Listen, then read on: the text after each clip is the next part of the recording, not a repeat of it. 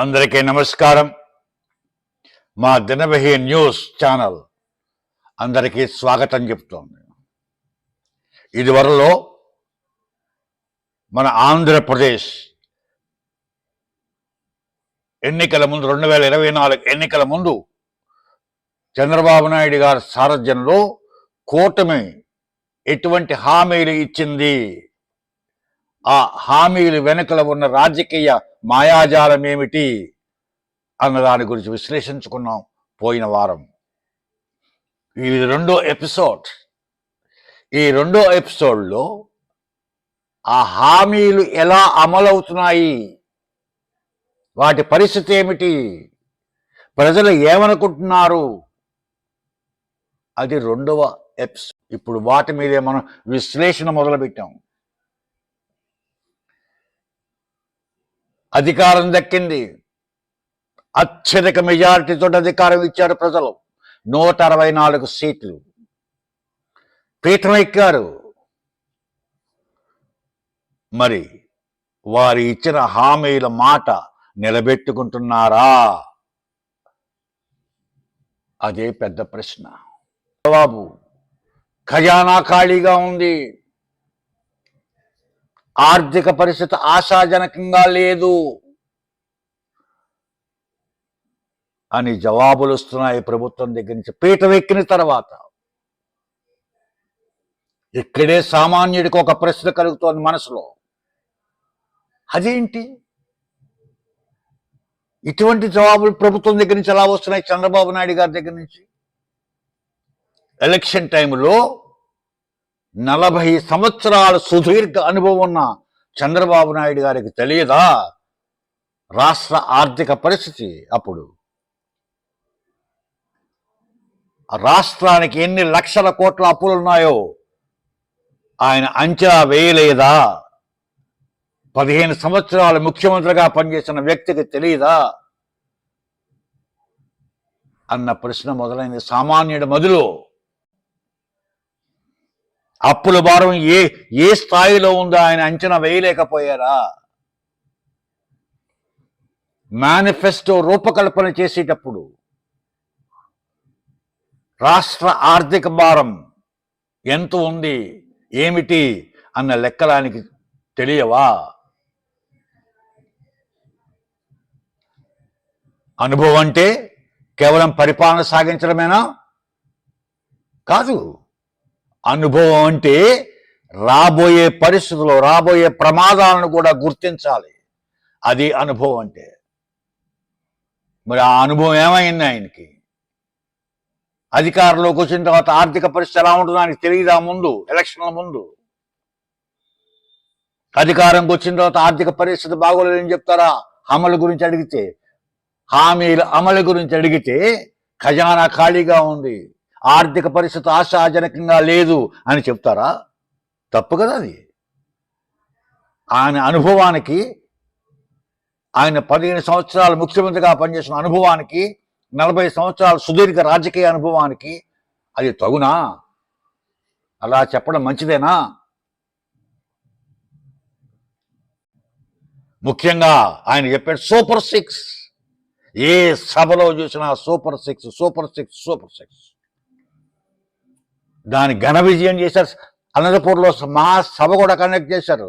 Super 6 super ఘన విజయం పొందిందని. కానీ 2 హామీలు అమలు చేయలేదు ఈ రోజు వరకు. వాటి గురించి మాట్లాడి నాదుడే లేదు ఎవరు. ఆడబిడ్డ నిధి మహాశక్తి, 18 సంవత్సరాలు నిండిన ఆడబడుచుకి, 59 సంవత్సరాలు నిండిన ఆడబిడ్డకి 1500 రూపాయల బ్యాంక్ ఖాతాలో ప్రతి నెల వేస్తామని హామీ ఇచ్చారు చంద్రబాబు నాయుడు గారు సూపర్ 6లో. అలాగే నిరుద్యోగ భృతి, నిరుద్యోగులకి ఉద్యోగం వచ్చే వరకు 3 నెలలు 3000 రూపాయలు ప్రతి నెల బ్యాంక్ ఖాతాలో వేస్తా అన్నాడు, భృతిస్తా అన్నాడు. ఏమైంది? సూపర్ 6 పథకం ఏమైంది? ఈ 2 అమలు చేయకుండా అనంతపురం జిల్లాలో ఘన విజయం పొందామని సభ ఎలా జరిపారు మీరు? సమంజసమైన సభ జరపడం? వేరే కళ్ళతో ఎదురు చూస్తున్నారు ప్రజలు. ఆ రెండింటి గురించి ఎప్పుడు అమలు చేస్తారని కనీసం ఒక్క మాట కూడా లేదు వాటి గురించి. ఫలానా నెల నుంచి అమలు చేస్తాం, ఫలానా సంవత్సరం నుంచి అమలు చేస్తాం అన్న మాట కూడా లేదు. ఎవరి దగ్గర నుంచి, ఎమ్మెల్యే దగ్గర నుంచి కానీ, ఎంపీ దగ్గర నుంచి కానీ, మంత్రుల దగ్గర నుంచి కానీ, ఎవరి దగ్గర నుంచి లేదు. నెగ్గారు, అందరూ ఎమ్మెల్యేలు అయిపోయారు, మంత్రులు అయిపోయారు, అధికారంలోకి వచ్చేసారు, అయిపోయింది బస్. ఇంక ప్రజల అవసరం లేదు, ఇంకా హామీలు అమలు జరపవలసిన అవసరం లేదు. ఇంకా జరపగానే ఘన విజయ సభలు జరిపించేసుకుంటారు. అంతకన్నా మరో కీలకమైన హామీ, ప్రభుత్వం అధికారంలోకి వచ్చే ముందు ఎలక్షన్ టైంలో చంద్రబాబు నాయుడు ఊరు తిరుగుతూ గర్జించారు. మేము అధికారంలో వచ్చిన వెంటనే అర్హులైన ప్రతి వ్యక్తికి మేము పింఛన్లు రాస్తాం, కొత్త పింఛన్లు రాస్తాం. అదే కాదు, ఎస్సీ బీసీ ఎస్టీలకి 50 సంవత్సరాలకే పింఛన్లు ఇస్తాం అన్నారు. ఏమైంది? 2.5 సంవత్సరాలు బట్టి, గత 2.5 సంవత్సరాలు బట్టి కొత్త పింఛన్లు రాయలేదు ఎవరు. అటు ఆ ప్రభుత్వం రాలేదు, ఇప్పుడు ఈ ప్రభుత్వం హామీ ఇచ్చిన చంద్రబాబు నాయుడు గారు కూడా కొత్త పింఛన్లు రాయలేదు ఈ రోజు వరకు. 50 సంవత్సరాల సంగతి దేవుడు ఎరుగు. 60 సంవత్సరాలు నిండిన వాడికి పింఛన్లు రాయలేదు. మీరు ఇంక 50 సంవత్సరాలు నిండిన మీరు ఇచ్చిన హామీ ఎక్కడ అమలవుతుంది? ఎస్సీ బీసీ ఎస్టీలకి 50 సంవత్సరాలు నిండిన పింఛన్లు ఇచ్చేస్తామని హామీ ఇచ్చారు మీరు. ఏమైంది హామీలు? అంటే మీ అనుభవం ఏమైంది? ఎవరైనా చెప్తారు 50 సంవత్సరాలు పింఛన్ ఏంటండి? ఎక్కడైనా ఉందా అసలు? అది ఎలా ఇచ్చారు మీరు హామీ? ఎవరు అడిగారు మిమ్మల్ని ఇమ్మని హామీ 50 సంవత్సరాలకి పింఛను? కొత్త పింఛన్లు ఈ 2.5 సంవత్సరాలు కొత్త పింఛన్లు రాలేదండి వృద్ధులకి. వాళ్ళు బాధపడుతున్నారు, మందులు కొనుక్కోవడానికి డబ్బులు లేవండి వాళ్ళ దగ్గర. వితంతువులు భర్త చనిపోయి సంసారాన్ని ఈడలేక ఏడుస్తున్నారండి ఆడవాళ్ళు. పింఛన్లే వాళ్ళకి. ఒంటరి మహిళలు, వికలాంగులు ఘోరం అండి అందరికన్నాను. కొత్త పింఛన్లు ఎవరికి రాయలేదు. అంటే ఈ 2 ఏళ్లలో ఎవరికి 60 ఏళ్ళు నిండలేదా? ఎవరు వికలాంగులు లేరా? ఎవరి భర్తలు చనిపోలేదా? ఏంటిది? ఏమయ్యాయి హమలో? ఏమైంది మీ 40 సంవత్సరాల అనుభవం? ఏమైంది మీ 15 సంవత్సరాల ముఖ్యమంత్రి అనుభవం? ప్రతిరోజు గ్రామ సచివాలయానికి వెళ్తున్నారు ప్రజలు. అక్కడ వాళ్ళ సమాధానం ఏంటి? మాకు పైనుంచి ఆర్డర్లు లేవు, మేమేం చేయలేము. ఈ మాట వినడానిక ప్రజలు మీకు అందరికీ ఓటేసింది? ఎంతటి ఘన విజయం మీకు ఇచ్చింది ఈ మాట విన్నానుక? చాలా చాలా చాలా ఘోరం అండి. ఎవరు అడిగారండి మిమ్మల్ని 50 సంవత్సరాలకు పింఛన్లు ఇస్తాం అని హామీ ఇవ్వమని? ఎవరైనా అడిగారా ప్రజలు మిమ్మల్ని? మెగా డిఎస్సీ అన్నారు. ఎస్, సంతోషం. సుమారు 17,000 మందికి ఉద్యోగాలు ఇచ్చారు టీచర్లు. మరి 20 లక్షల ఉద్యోగాలు ఇస్తాం 5 సంవత్సరాలకు అన్నారు. ఎంతమందికి ఇచ్చారో ఈ రోజు వరకు తెలియదు, ఎవరికి తెలియదు. నిరుద్యోగ భృతి అన్నారు, ఎవరికి ₹1 ఇవ్వలేదు నిరుద్యోగ భృతి. ఏం చేయాలి మరి? సంక్షేమ అభివృద్ధి చంద్రబాబు నాయుడు గారికి 2 కళ్ళు. ఆయన అభివృద్ధి అభివృద్ధి అభివృద్ధి అంటూ ముందుకెళ్తాడు. అటువంటిది ఈసారి సంక్షేమాన్ని దృష్టిలో పెట్టుకుని అధికారంలోకి వచ్చారు. మరి ఇప్పుడు ఏమైంది అమలు? సంక్షేమ అమలు ఏమైంది? ఇప్పుడు కొత్త పింఛన్లు రాయలేదు, ఎవరికి లేవు పింఛన్లు. మీరు పింఛన్ల పేరు చెప్పి ₹1000 పెంచి ఏరియర్స్ ఇచ్చారు ఏప్రిల్ నుంచి, అదొకటే కనపడుతోంది. ఈ మధ్యన స్పౌస్ పెన్షన్లు ఇచ్చారు, దానికి కూడా మళ్ళీ డేట్ పెట్టారు, పలానా డేట్ ముందు చచ్చిపోతేనే ఇస్తామని. ఆ 2 చెప్తే పింఛన్లు ఇంకేం లేవు. ఇంక సామాన్యుడు ఇంటి కళ. మీరు చెప్పారు అర్హులైన ప్రతివాడికి ఇంటి స్థలాలు ఇచ్చేస్తాం, ప్రతివాడికి ఇల్లు కట్టింది ఇచ్చేస్తాం. ఎవరికి ఇచ్చారండి ఇంటి స్థలాలు? మీరు ఎవరికి ఇచ్చారండి ఇంటి లోన్లు? మీరు ఇండ్లు కట్టుకోవడానికి చెప్పండి, ఎవరికి ఇచ్చారు? ఇంకా పథకం రాష్ట్రంలోని ప్రజల సామాన్య కుటుంబీకులందరినీ లక్షాధికారం చేస్తాం, కోటీశ్వరులు చేస్తాం, P4 పథకం అమలు చేసి అన్నారు. ఏమైందా P4 పథకం? ఎవరు లక్షాధికారులు అయ్యారు? ఎంతమంది అయ్యారు లక్షాధికారులు? చూపించండి, ప్రజలకు చెప్పండి.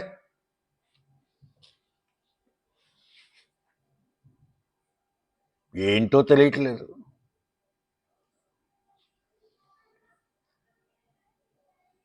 అనుభవం కలిగిన నాయకుడు సమస్యలకు పరిష్కారాలు చూపిస్తాడు. సమస్యలను ప్రజలకు చెప్పడం, పరిష్కారాలు చెప్తాడు ప్రజలకి. సమస్యలు చెప్పకూడదు ప్రజలకి. That is experience. అది ఎక్స్పీరియన్స్ యొక్క గుణం.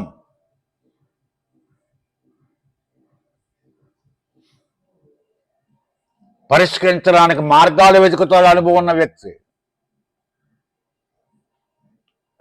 అందుకే ప్రజలు ఎదురు చూస్తున్నారు. బీసీలకి రక్షణ చట్టం ఎప్పుడు తీసుకొస్తారు? దానికే ఖర్చు అవుతుంది, రూపాయి ఖర్చు అవ్వదు. బీసీల రక్షణ చట్టం తీసుకోవడానికి రూపాయి ఖర్చు అవ్వదు. సంకల్పం ఉంటే సరిపోతుంది, చిత్తశుద్ధి ఉంటే సరిపోతుంది. మీరు ఇచ్చిన హామీ అమలుపరచాలని చిత్తశుద్ధి ఉండాలి. ఆటోమేటిక్గా వచ్చేస్తుంది ఆ చట్టం. ఇల్లు పేదవాడికి ఒక కళ, ప్రణాధారం. ఇల్లు అంటే ఆత్మ గౌరవం. ఆ రెండు లేవు ఇప్పుడు. ఇంటి స్థలం ఇస్తా అన్నారు, లేదు. ఇల్లు కట్టించిస్తా అన్నారు, అసలే లేదు. ఆర్థిక ఇబ్బందులను సాకుగా చూపి కొత్త పింఛన్లను ఆపేయడం సమంజసమేనా? మీ ఆర్థిక సాకులు చూపి పింఛన్ ఆపితే ఎవరు ప్రజలు సహించరు.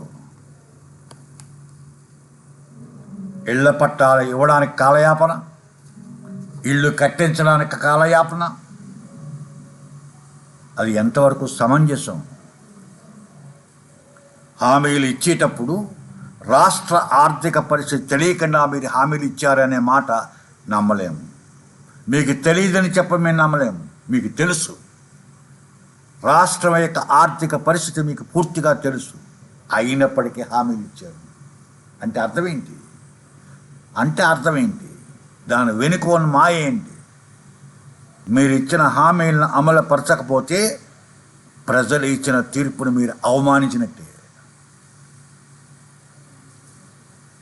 ప్రజలు ఇచ్చిన ఓటుకు మీరు విలువ ఇవ్వనట్టే. వాగ్దానాలను తొంగులో తక్కితే ఏ చరిత్ర క్షమించదు. మీకు క్షేత్రస్థాయికి ఒక రండి. ప్రతి మండలంలో 5 ఊళ్ళు ఎన్నుకోండి. మీ లోకేష్ గారిని పంపండి. అధికారులు, రాజకీయ నాయకులు ఎవరు లేకుండా ప్రజలతో మాట్లాడమనండి. అప్పుడు తెలుస్తుంది యథార్థం ఏమిటన్నది. ప్రజలు నిరాశాజనకంగా ఉన్నారు. ప్రజల్లో ఉన్న ఆశ చచ్చిపోయింది. మీ మీద పెట్టిన నమ్మకం తగ్గుతోంది. అలా అని చెప్పి మీ మీద గౌరవం లేదని కాదు. మీరంటే చాలా గౌరవం ఉంది ఇప్పటికి కూడా. పాత ప్రభుత్వ నాయకుడి మీద లేదు గౌరవం, మీ మీదే ఉంది గౌరవం. కానీ నమ్మకం లేదు.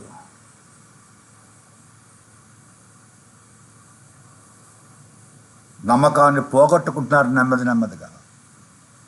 ఇది మీకు మంచిది కాదు, మీ ప్రభుత్వానికి మంచిది కాదు. ఇప్పటికైనా మీరు తెలుసుకోండి.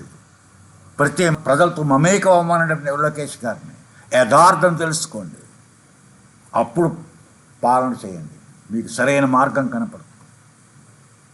అంతేగాని మీ కూడా తిరిగేవాళ్ళు, మీ వంది మాగదులు, మీ అధికారులు వాళ్ళు చెప్తారు అన్ని అబద్ధాలే వాళ్ళు చెప్పేవన్నీ. మీరు వాళ్ళ మాటలు నమ్మి స్వర్ణాంధ్రప్రదేశ్ అయిపోయిందని మీరు అనుకుంటే నమ్మితే మేమేం చేయలేము. మేము చెప్తున్నా, నేను అనుభవం ఉన్న వ్యక్తిగా, ప్రజలతో మమేకమైన వ్యక్తిగా, రోజు ప్రజలతో మాట్లాడిన వ్యక్తిగా చెప్తున్నాను. మీ మీద నమ్మకం తగ్గుతోంది. ప్రజలు నిరాశగా ఉన్నారు. ఆలోచించుకోండి. ఇప్పటికైనా మీరు మంచి పాలన తీసుకురండి. ప్రజలకు ఏం కావాలో అది ఇవ్వండి. అప్పుడే మీ హామీల మీద, మీ అమలు మీద ప్రజలకు నమ్మకం ఏర్పడుతుంది. లేకపోతే మీరు పూర్తిగా నమ్మకాన్ని కోల్పోతారు. అప్పుడు చరిత్ర మిమ్మల్ని క్షమించదు. గుర్తుంచుకోండి చంద్రబాబు నాయుడు గారు, ఇది మీకు మంచికి చెప్తున్నా. అలాగే రాష్ట్ర మంచికి కూడా మీరు ఉండాలి. అక్కడ ఆ స్థానంలో, ముఖ్యమంత్రి స్థానంలో మీరు కావాలి. అందరికీ, ప్రజలందరికీ రాష్ట్రం అభివృద్ధి చెందాలంటే మీరు ఉండాలి. కానీ మీ పద్ధతి మార్చుకోవాలి. మీ పాలనా పద్ధతి మార్చుకోవాలి. స్ట్రిక్ట్గా ఉండాలి. మీరేంటి ఒక భయం కలిగించాలి అధికారుల్లో కానీ, రాజకీయ నాయకుల్లో కానీ. ఇప్పుడు మార్చుకోండి. మంచి పాలన ఇవ్వండి. 10 కాలాల పాటు అధికారంలో ఉండండి. రాష్ట్రాన్ని అభివృద్ధిపరచండి. అలా చేస్తారని పూర్తిగా నమ్ముతున్నాను. ఈ పార్టీ వ్యక్తిగా నమ్ముతున్నాను. ఎప్పుడు ఇదే పార్టీలో ఉన్న 1983 నుంచి ఈరోజు వరకు. కానీ విశ్లేషణ చేసేటప్పుడు పార్టీగా చెయ్యను, నిష్పక్షపాతంగా చేస్తా, నిజాయితీగా చేస్తా. నమ్మండి, ముందుకెళ్తాం. నమ్మరు, మీ ఇష్టం, మీ ఇష్టం. అలాగే ప్రజల్ని కోరుతున్నా, ఈ వీడియో అందరికీ మీరందరూ లైక్ చేయండి, అందరికీ షేర్ చేయండి. అలాగే నా ఛానల్ని బెల్ ఐకాన్ ప్రెస్ చేసి సబ్స్క్రైబ్ చేయమని మరీ విన్నవించుకుంటున్నాను. దీనికి సీరియల్గా 3వ ఎపిసోడ్ ఉంది. అది అభివృద్ధి పథకం. అభివృద్ధి పథకం ఎలా ఉంది, రాష్ట్రం ఏ విధంగా అభివృద్ధి చెందుతోంది అన్నది 3వ ఎపిసోడ్. అప్పుడు చర్చించుకుందాం, అప్పుడు విశ్లేషించుకుందాం. ప్రస్తుతం జై